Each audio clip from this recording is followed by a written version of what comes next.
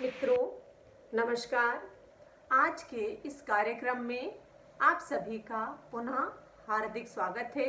मैं प्रोफेसर अनुपम शर्मा, अध्यक्ष राजनीति विज्ञान एवं मानवाधिकार विभाग, इंदिरा गांधी राष्ट्रीय जनजातीय केंद्रीय विश्वविद्यालय से संबद्ध हूँ।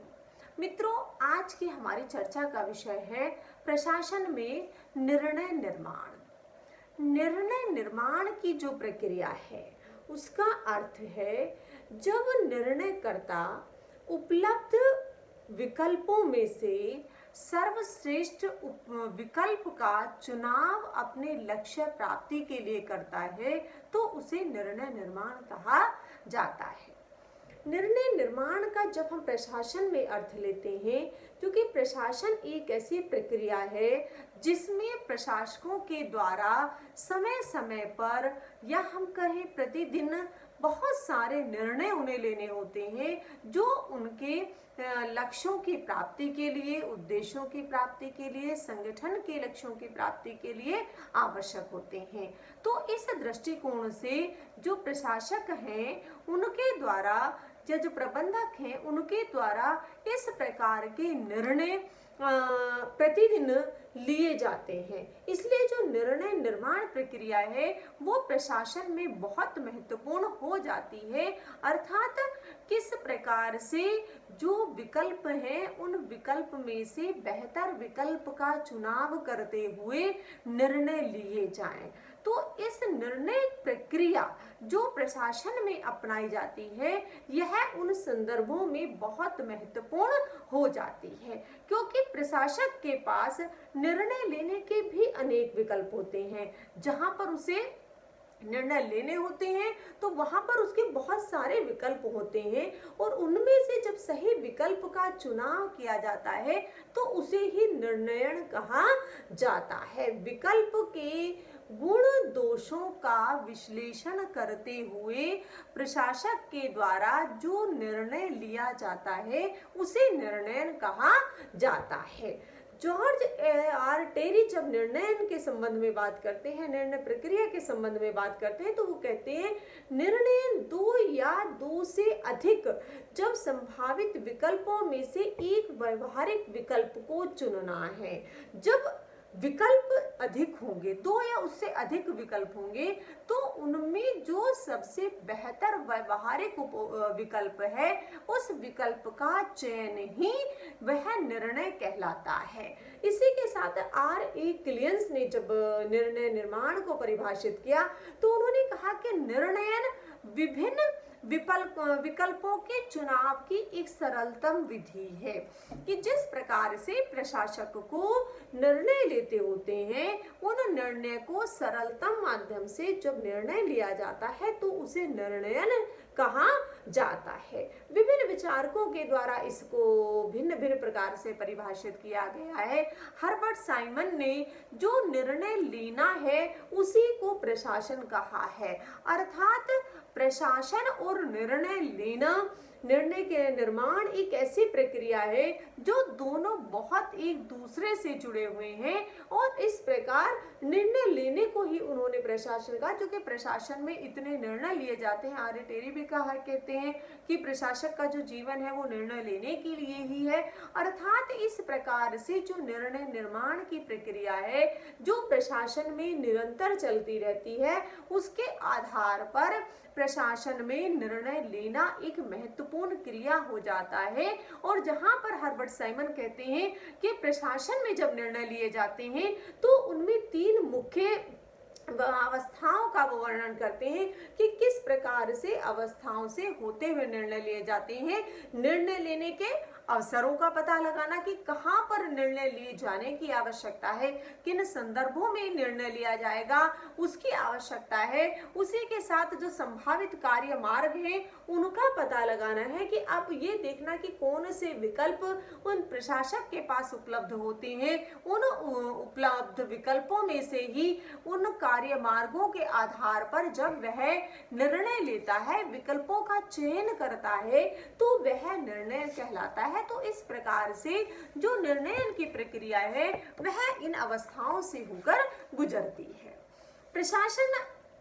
एक ऐसे प्रक्रिया है जिसमें प्रतिदिन निर्णय लिए जाते हैं। तो अब ये जो निर्णय हैं, इनका ऐसे कौन कौन से तत्व हैं जिनको कि निर्णय लेते समय वो महत्वपूर्ण होते हैं, क्योंकि निर्णय जिन संदर्भों में लिए जाते हैं वो संदर्भ महत्वपूर्ण होते हैं, उद्देश्य महत्वपूर्ण होते हैं। तो इन संदर्भों में इन उद्देश्यों को दृष्टिगत रखते हुए जो महत्वपूर्ण चीज है, निर्णय निर्माण की जो महत्वपूर्ण चीज है कि प्रशासनिक स्तर पर कौन से तत्व पाए जाते हैं, वो महत्वपूर्ण हो जाती है कि जब हम बात करते हैं संगठन के उद्देश्य क्या हैं, क्योंकि निर्णय तभी लिया जाएगा जब प्रशासक के समक्ष उद्देश्य होंगे। वो उद्देश्य नीति को निर्माण से संबंधित हो सकते हैं, नीति के क्रियान्वयन से संबंधित हो सकते हैं, मूल्यांकन से संबंधित हो सकते हैं, जो सार्वजनिक जीवन में प्रशासक के द्वारा कार्य किए जाते हैं उनसे संबंधित। तो जब संगठन के जो उद्देश्य होते हैं, उन उद्देश्यों की पूर्ति हेतु निर्णय लिए जाने की आवश्यकता होती है। वो किस प्रकार उन उद्देश्यों के संदर्भ में उन विकल्पों का चयन किया जाए। इसी के साथ साथ जो संगठन की नीतियां होती हैं, उन नीतियों के को दृष्टिगत रखते हुए निर्णय लिए जाते हैं। अर्थात नीतियों के निर्णय निर्माण की प्रक्रिया में और संगठन की नीतियों में तारतम्यता होनी चाहिए, एक रूपता होनी चाहिए, समरूपता होनी चाहिए, एक ही दिशा में चूंकि उन्हें लक्ष्यों को प्राप्त करना है। तो उस दृष्टिकोण से ये महत्वपूर्ण हो जाता है कि संगठन की जो नीतियां हैं उनको भी दृष्टि में रखा जाए और संगठन का नेतृत्व किस प्रकार से किया जा रहा है, यह उन संदर्भों में भी महत्वपूर्ण हो जाता है कि अर्थात किस प्रकार से जो संगठन है उसका नेतृत्व किस प्रकार का है, उसके द्वारा किस प्रकार के निर्णय लिए जाएंगे। क्योंकि नेतृत्व के ऊपर जिस प्रकार का नेतृत्व होता है, निर्णय निर्माण प्रक्रिया में भी परिवर्तन आता है। तो इस प्रकार से उसको भी दृष्टिगत रखते हुए जो प्रशासनिक परिस्थितियां हैं, उन प्रशासनिक परिस्थितियों के साथ साम्यता बिठाते हुए निर्णय निर्माण की प्रक्रिया को अपनाया जाना चाहिए। जब ये सारे जो संगठन के उद्देश्य हैं, नीतियां हैं, लीडरशिप है, प्रशासनिक परिस्थितियां हैं, उनको दृष्टिगत रखते हुए जब प्रशासक बहुत सारे विकल्पों को निकालता है या विकल्पों का चयन करता है, तो उसके पश्चात जो उसका अंतिम पड़ाव होता है या उसका महत्वपूर्ण तत्व होता है, वह है अंतिम का चुनाव। यह जो अंतिम का चुनाव है यह महत्वपूर्ण है, यही निर्णय है, यही निर्णय निर्माण प्रक्रिया का अंतिम पड़ाव है, अंतिम कदम है, अंतिम स्तर है, क्योंकि इसी के आधार पर जो संगठन के लक्ष्य हैं उनके प्राप्ति की दिशा में आगे बढ़ा जाता है। तो यह इस दृष्टिकोण से महत्वपूर्ण हो जाते हैं। निर्णय निर्माण प्रक्रिया को जब हम प्रशासन में देखते हैं कि किस प्रकार से काम करती है, कौन से इसके ऐसी महत्वपूर्ण विशेषताएं होती हैं जो इसको विशेष बनाती हैं, वह है कि जब प्रशासन में कोई भी निर्णय लिया जाता है तो वह बहुत सारे तर्कों के साथ लिया जाता है, उसमें बहुत सारे तर्क होते हैं और इसी के साथ साथ तर्कों की अंतिम प्रक्रिया के रूप में आता है। अर्थात जो विकल्प हैं उन विकल्पों को तलाश करने के पश्चात उनमें उनके ऊपर तर्क, उनके गुण दोषों की चर्चा, उसमें के पश्चात ही अंतिम लक्ष्य या अंतिम का चयन किया जाता है। और ये जो अंतिम का चयन है इसमें विवेकशीलता होती है। अर्थात जो विकल्प हैं उन विकल्पों में से गुण और सही का जो गुण और दोष है उनका जब मूल्यांकन किया जाएगा, उनको निकाला जाएगा। उन जो विकल्प हैं जो उस कैटेगरी में नहीं आते हैं या सर्वश्रेष्ठ से पीछे रह जाते हैं, उनमें किस प्रकार का दृष्टिकोण अपनाया जाए, तो उसके लिए आवश्यक होता है कि विवेकशीलता का प्रयोग करते हुए ही निर्णयों का चयन किया जाए। क्योंकि जो निर्णय विवेक पर आधारित होंगे, जो रैशनैलिटी पर आधारित होंगे, तर्क पर आधारित होंगे, निश्चित रूप से जो वो निर्णय लिए जाएंगे वो संगठन के लक्ष्यों को प्राप्त करने की दिशा में महत्वपूर्ण होंगे। इसी के साथ साथ जो बहुत सारे विकल्प हैं उनमें से से अंतिम को चुनने की प्रक्रिया है। बहुत बार ऐसा होता है कि ये निर्णय अच्छा है, ये अच्छा है, बहुत सारे समानताएं स्पष्ट होती हैं। जब ये समानताएं स्पष्ट होती हैं तो ऐसी परिस्थिति में है जो प्रबंधक है, जो प्रशासक है, उसकी भूमिका महत्वपूर्ण हो जाती है कि किस प्रकार से वह उनमें से सर्वश्रेष्ठ का चुनाव करे। चूंकि प्रशासन में जो निर्णय निर्माण प्रक्रिया है उसमें बेहतर सर्वश्रेष्ठ का चयन करना है, तो ये चयन तभी हो सकता है जब उसमें इन सारे संदर्भों को दृष्टिगत रखते हुए निर्णय लिए जाएं। ये निर्णय निर्माण जो है जहां पर उद्देश्यों के प्राप्ति में सहायक होते हैं, वही प्रशासक को भी ये अवसर प्राप्त होता है या उसको भी ये जो स्वतंत्रता होती है कि वो इन सारी परिस्थितियों का विश्लेषण करते हुए ही निर्णय ले, क्योंकि निर्णय लेना एक लंबी प्रक्रिया है और इसमें जब प्रक्रिया को अपनाया जाता है, जब छोटे स्तर पर निर्णय लिए जाते हैं तो कम समय के लगता है, लेकिन जब बड़े निर्णय होते हैं तो समय की भी अधिकता होती है, ली जाती है, जिससे कि जो बेहतर निर्णय निकल कर आए वो उन सारे परिप्रेक्ष्य को दृष्टिगत रखते हुए ही होना चाहिए। ये जो समय और परिस्थितियां हैं ये महत्वपूर्ण होती हैं कि निर्णय कब लिया जाए, किस समय पर लिया जाए, किन परिस्थितियों में लिया जाए, क्योंकि समय पर लिया गया न लिया गया निर्णय भी प्रशासन में एक संगठन के लिए एक बड़ी भूल के रूप में सामने आ सकता है कि जहां पर प्रशासक के द्वारा निर्णय नहीं लिया गया और वहां पर इमीडिएट आवश्यकता थी, तो ऐसी स्थिति में लक्ष्य को प्राप्त करने की दिशा में जब आगे बढ़ते हैं वो लक्ष्य अपेक्षा से दूर हो जाते हैं। इसलिए जो महत्वपूर्ण चीज है कि समय और परिस्थितियों को ध्यान रखा जाए, जिससे कि निर्णय की जो प्रभावशीलता है वो और बेहतर परिणाम दे सके, परिणामोन्मुख हो सके, इसलिए इसको देखा जाना चाहिए। पर निर्णय निर्माण प्रक्रिया एक मानवीय प्रक्रिया है, क्योंकि इसमें जो भी निर्णय लिए जाते हैं वो प्रशासकों के द्वारा लिए जाते हैं, प्रशासक ह्यूमन बीइंग होते हैं, तो यह एक मानव प्रक्रिया है। यद्यपि इसमें मशीनों की सहायता ली जाती है, लेकिन जो अंतिम का चुनाव है, अंतिम विकल्प का चयन है, उस अंतिम विकल्प का चयन मानवीय क्रिया है, इसलिए इसको मानवीय क्रिया कहा जाता है। और इसी के साथ साथ जो निर्णय निर्माण में एक महत्वपूर्ण चीज होती है वह है ये नकारात्मक भी है और सकारात्मक भी है। सकारात्मक जब लक्ष्यों की प्राप्ति के लिए निर्णय लिए जाते हैं, जो नीतियां जो निर्णय उस समय पर लिए जाते हैं वो वहां पर सकारात्मक होते हैं, लेकिन कुछ विशेष परिस्थितियों में जब संगठन के द्वारा, जब प्रबंधक के द्वारा, प्रशासक के द्वारा निर्णय नहीं लिया जाता, तो ऐसी परिस्थितियों में निर्णय ना लेना भी अपने आप में एक निर्णय होता है और वह नकारात्मक उसका पक्ष होता है, लेकिन उन परिस्थितियों के संदर्भ में वह सकारात्मक होता है, क्योंकि निर्णय ना लेना भी अपने आप में एक निर्णय है। बहुत सारे विकल्प हैं, ये इन विकल्पों में से जब इसका चुनाव किया जाता है प्रबंधक के द्वारा, प्रशासक के द्वारा कि ये अब इस समय और परिस्थितियों के अनुसार या प्रशासनिक परिस्थितियों के संदर्भ में निर्णय ना लिया जाए, तो यह भी एक प्रकार का निर्णय है जो इन संदर्भों में महत्वपूर्ण हो जाता है।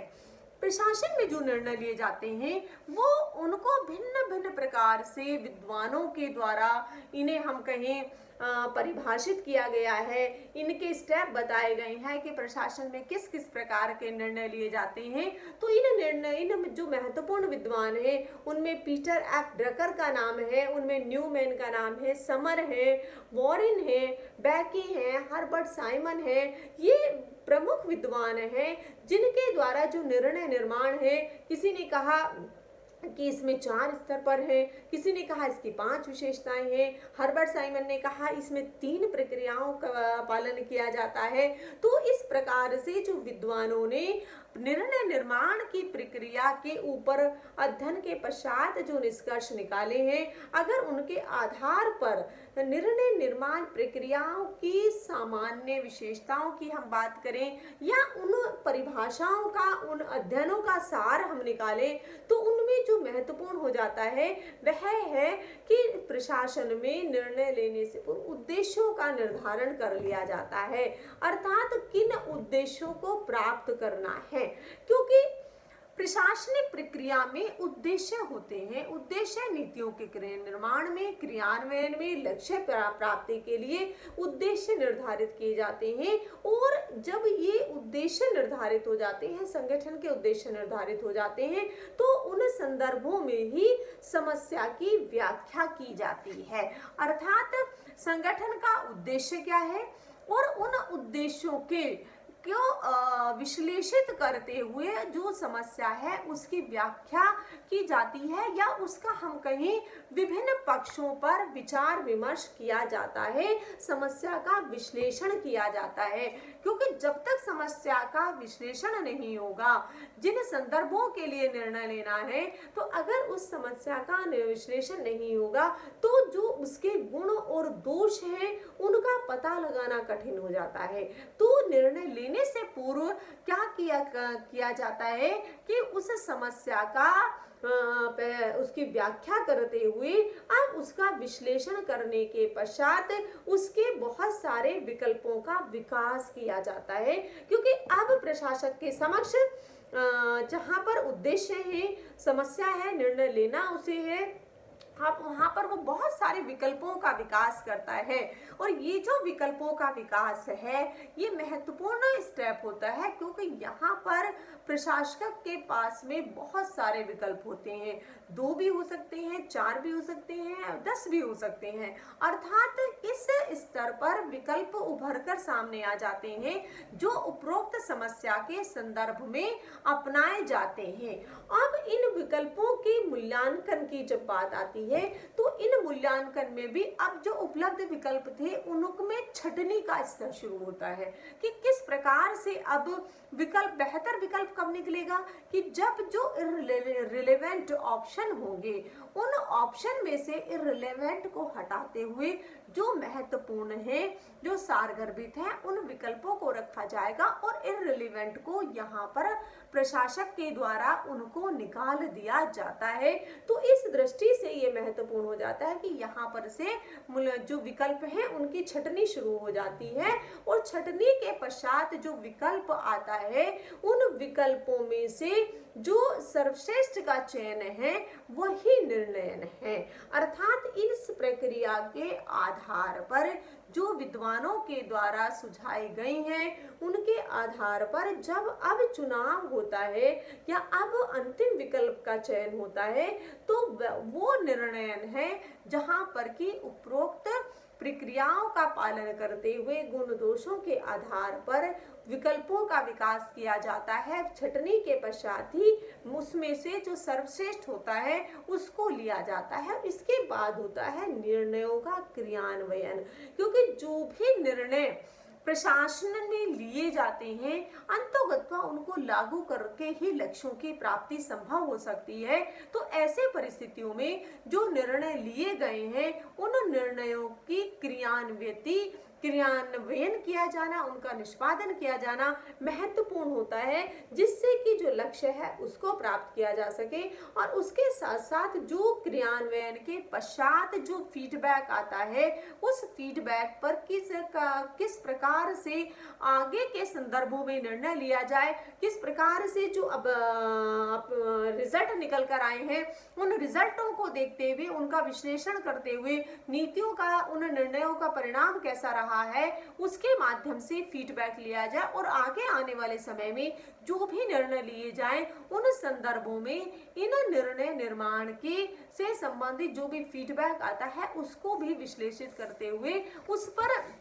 नियंत्रण बनाए रखते हुए आगे के निर्णयों को लिया जाना चाहिए। तो इस प्रकार से अगर हम प्रशासन में जो निर्णयन की प्रक्रिया है उसका विश्लेषण करें तो कुछ स्तरों को पार करते हुए ही निर्णयन के या निर्णय के अंतिम चरण पर पहुंचा जाता है और उसी के पश्चात प्रबंधक के द्वारा निर्णय लिए जाते हैं। अब ये जो निर्णय होते हैं अगर इनकी प्रकृति के आधार पर इनका विश्लेषण करें तो ये भी भिन्न भिन्न प्रकार के निर्णय हैं, क्योंकि एक ही प्रकार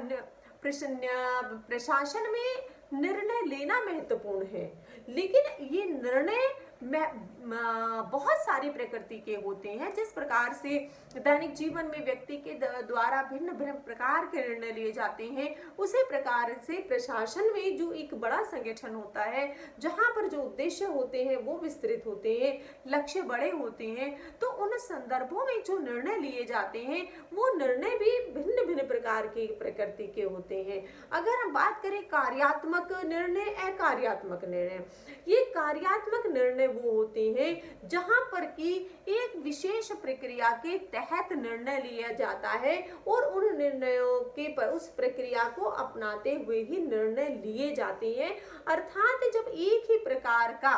लक्ष्य या एक ही प्रकार की समस्या होती है तो उन संदर्भों में एक निश्चित प्रक्रिया का पालन किया जाता है। परंतु जब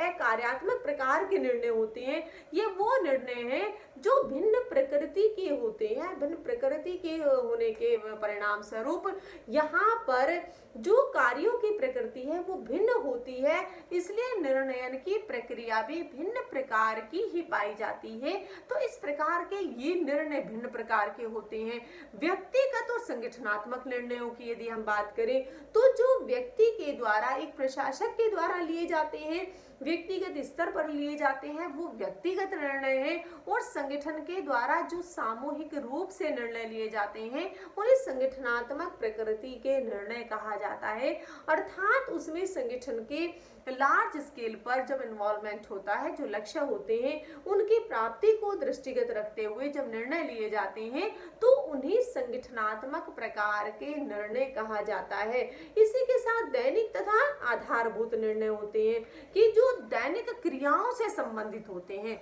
उन्हें दैनिक निर्णय कहा जाता है। इनमें जो निर्णयन उन दृष्टिकोण से लिए जाते हैं जहां पर कि लक्ष्य छोटे होते हैं, बहुत सारे विकल्प के स्थान पर कम विकल्प होते हैं और उन्हीं में से चयन करना होता है। लेकिन जब ये निर्णय आधारभूत होते हैं जहां पर कि व्यवस्था में एक परिवर्तन की बात होती है, ये परिवर्तन भी एक विस्तृत रूप पर होता है जो संगठन की प्रवृत्ति को लेकर होता है, लक्ष्यों को लेकर होता है कि इस प्रकार के लक्ष्य हैं जो मूलभूत परिवर्तन लाने को दृष्टिगत रखते हुए जिनका निर्माण किया गया है। तो ये जो आधारभूत निर्णय होते हैं ये क्षेत्र के आधार पर, लक्ष्यों के आधार पर और प्रकृति के आधार पर वो दैनिक निर्णयों से भिन्न प्रकार के होते हैं। इनमें अधिक गंभीरता होती है, अधिक अध्ययन की आवश्यकता होती है, बहुत सारे विकल्पों की आवश्यकता होती है, तभी उसी प्रकार के निर्णय लिए जा सकते हैं। कुछ होते हैं जो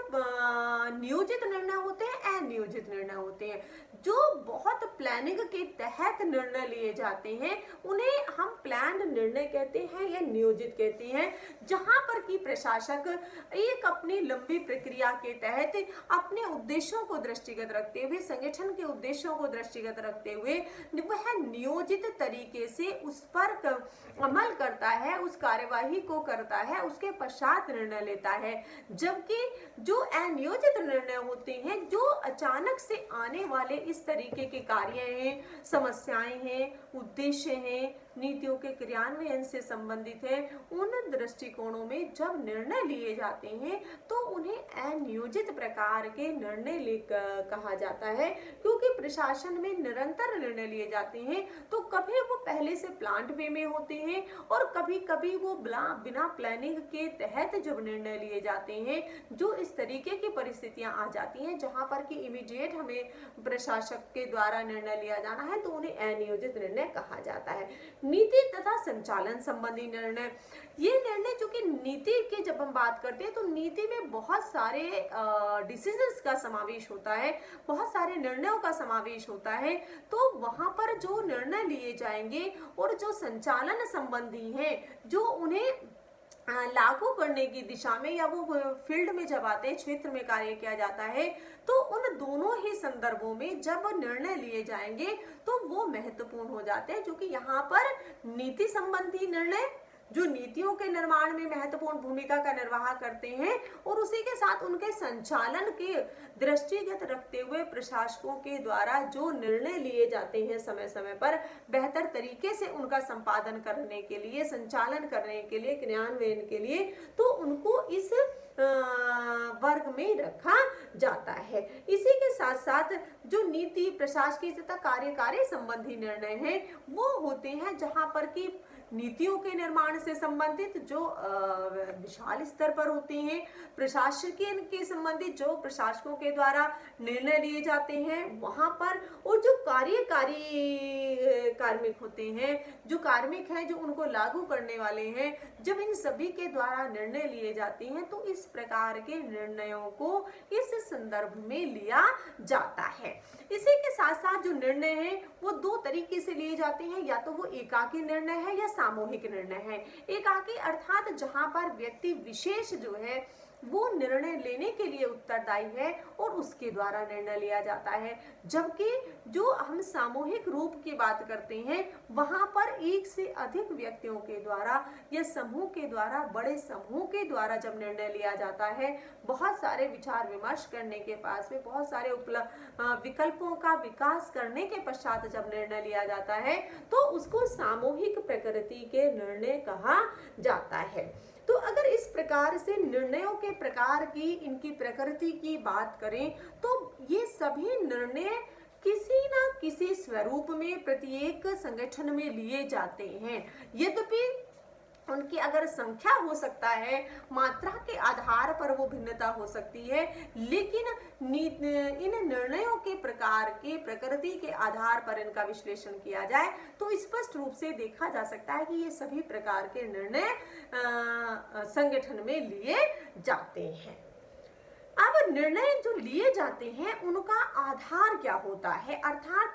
निर्णय लेने का जो आधार है वो क्या है, किन आधारों को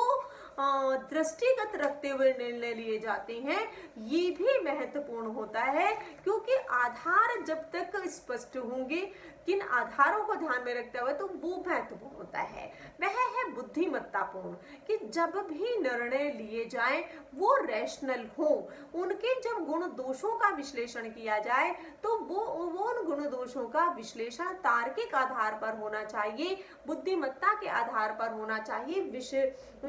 विवेकशीलता के आधार पर होने चाहिए। उसमें किसी भी प्रकार के जो, अगर हम कहें कि रेशनलिटी को या तार्किकता को, बुद्धिमत्ता को अलग रखकर नहीं, बल्कि उनका समाविष्ट करते हुए ही निर्णय लिए जाएं। इसी के साथ साथ जो महत्वपूर्ण है निर्णय लेने में वह है कि वस्तुनिष्ठता हो, जहां पर प्रशासक के द्वारा जब निर्णय लिए जाएं उसके जो स्वयं के मूल्य हैं, स्वयं के विचार हैं, स्वयं की आस्था है, स्वयं की प्रतिबद्धता है, उसको एक तरफ रखकर उससे मुक्त होते हुए उसे ऑब्जेक्टिविटी के संदर्भ में निर्णय लिए जाएं। हर उसमें वस्तुनिष्ठता का अभाव या उससे परे होना चाहिए, उसको ना दृष्टिगत ना रखते हुए जो लक्ष्य है, लक्ष्य के आधार पर, तर्क वितर्क के आधार पर, गुण दोष के आधार पर निर्णय लिए जाएं। और ये जो निर्णय लिए जाएं ये समयानुसार होने चाहिए, जो उन समय और परिस्थिति के संदर्भ में उपयुक्त हो, उन्हीं का चयन अंतिम विकल्प के रूप में किया जाए। इसी के साथ जो निर्णय है, जब उसमें मितव्ययता की बात आती है कि संसाधनों का प्रयोग कैसे हो, तो उन संसाधनों का प्रयोग इस प्रकार से हो जहां पर कि कम से कम इनपुट में मैक्सिमम आउटपुट आ सके, लागत कम और जो उसका परिणाम है वो अधिक। तो ये जो मितव्ययता है ये महत्वपूर्ण हो जाती है कि इन मितव्ययता को दृष्टिगत रखते हुए ही निर्णय लिए जाने चाहिए, क्योंकि जहां पर मितव्ययता होगी वहां पर जो निर्णय की प्रभावशीलता है उसमें वृद्धि होगी और उसके जो परिणाम है वो भी बेहतर निकल कर सामने आएंगे। सामाजिक आधार होना चाहिए कि समाज की विशेषताओं को दृष्टिगत रखते हुए ही निर्णय लिए जाए, क्योंकि अंतोगत्वा जो निर्णय लिए जा रहे हैं वो सामाजिक आर्थिक विकास के लिए, राजनीतिक विकास के लिए लिए जा रहे हैं। उन्हें समाजों में उन निर्णयों को लागू करना है जो भी प्रशासक के द्वारा लिए जाते हैं, इसलिए सामाजिक आधार इन संदर्भ संदर्भों में महत्वपूर्ण हो जाता है कि उसको दृष्टिगत रखते हुए लिए जाए। स्वीकार्यता की दृष्टि से निर्णय महत्वपूर्ण है, क्योंकि जिनके लिए निर्णयों का निर्माण किया जा रहा है, जब उनके द्वारा उनकी स्वीकार्यता नहीं होगी, उन्हें मन से लागू करने में सहयोग प्राप्त नहीं किया प्रदान नहीं किया जाएगा, तो ऐसी परिस्थितियों में निर्णयों का जो प्रभाव है वो भी कम हो जाता है। तो ऐसी परिस्थितियों के लिए यह आवश्यक है कि वहां पर इस प्रकार के निर्णय हो जो स्वीकार्य हो, लोग अधिक से अधिक लोगों के विकास को बेहतर करते हो, उनकी आवश्यकताओं को, इच्छाओं को, अपेक्षाओं को पूरा करते हो। और जब उन संदर्भ में निर्णय लिए जाएंगे तो निश्चित रूप से जो उनकी स्वीकार्यता है, लोगों के द्वारा उसे स्वीकार किया जाना है, वो बेहतर तरीके से हो पाएगा और उसका क्रियान्वयन भी बहुत प्रभावी रहेगा। इसी के साथ साथ जो प्रतिक्रियाएं हैं, जो उनसे भी सजग रहना चाहिए, क्योंकि जब प्रशासक इस प्रकार के निर्णय अपने दिन प्रतिदिन के सार्वजनिक जीवन में लेते हैं, तो निश्चित रूप से किस निर्णय के किस प्रकार की प्रतिक्रिया आएगी, उन प्रतिक्रियाओं से भी सजग रहने की आवश्यकता होती है। और उन सजगताओं को दृष्टिगत रखते हुए ही जो अंतिम का विकल्प चुना जाए या जिसका चयन किया जाए वो महत्वपूर्ण हो जाता है, क्योंकि जो व्यवहारिक उसकी उपयोगिता है, क्योंकि जब निर्णय का आधारित है तो वो व्यवहारिक प्रयोग उसका होना चाहिए। व्यवहारिक प्रयोग वही है कि जब वो समाज के कल्याण की बात करता हो, लोगों के विकास की बात करता हो, उनकी आवश्यकताओं की पूर्ति की बात करता हो, तो जब ये पूर्ति तभी संभव हो सकती है, तब इन सबको दृष्टिगत रखा जाएगा, व्यवहारिकता को ध्यान में रखा जाएगा और उसके आधार पर निर्णय लिए जाएंगे। तो इस प्रकार से जो प्रशासन में निर्णय निर्माण प्रक्रिया है वो महत्वपूर्ण हो जाती है, क्योंकि प्रशासकों के द्वारा समय समय पर निर्माण किया जाता है। निर्णय निर्माण के लिए एक जो उसके प्रमुख तत्व हैं उनको दृष्टिगत रखते हुए निर्णय निर्माण की प्रक्रिया पर पहुंचा जाता है और उसके पश्चात ही सर्वश्रेष्ठ विकल्प का चयन किया जाता है। इसी के साथ जो प्रकार हैं, जब हम उनके निर्णयों के प्रकार की बात करते हैं तो सभी प्रकार के संगठनों में इस प्रकार के निर्णय जो भिन्न भिन्न प्रकृति के होते हैं उनको लिया जाता है और उनके जो विशेषताओं की बात करें या जो निर्णय के आधार हैं, अगर इन आधारों पर निर्णय लिए जाते हैं तो वो निर्णय न केवल लोगों के लिए बेहतर होते हैं, उनके विकास की गति को बढ़ाते हैं, समाज में परिवर्तन लाते हैं, पर इसी के साथ साथ उनकी जो प्रभाव है वो भी विस्तृत होता है, लंबे समय के लिए उसका अपना प्रभाव छोड़ते हैं। और इस प्रकार की जो डिसीजन मेकिंग प्रोसेस है प्रशासन के अंतर्गत, वो लक्ष्यों को प्राप्त करने में सुगमता की ओर ले जाती है। इसी के साथ आप सभी का बहुत बहुत धन्यवाद।